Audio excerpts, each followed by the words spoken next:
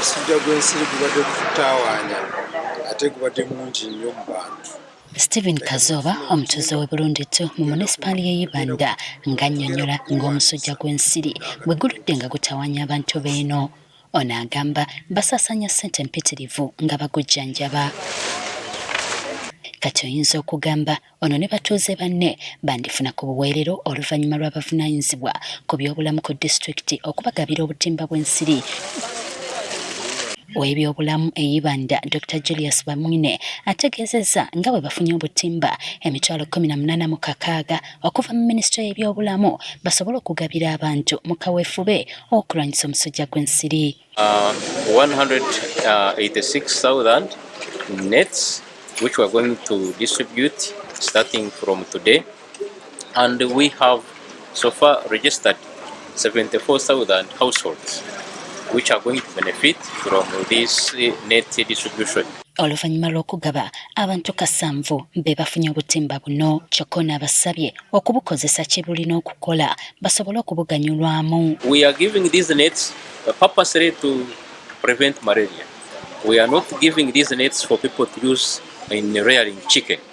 We have seen some incidences where you find someone who has no net on the bed, but the net is actually being used to rear chicken. That is an offence, and if we find you doing that, we shall arrest you.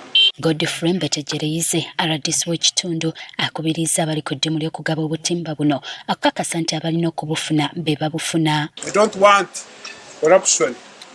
To the chairperson 0C1, bachairman 0C1, obutimba obu butunge abasabye kandi babutunga.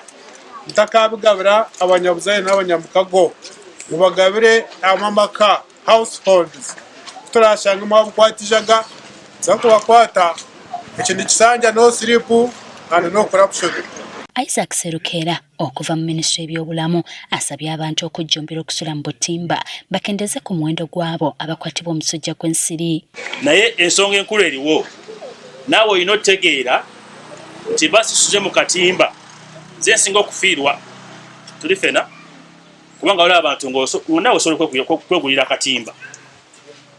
So tolinda ka government kali ka myaka 3 ginajja mu maaso nga kali koononese olw'okwogula akalala.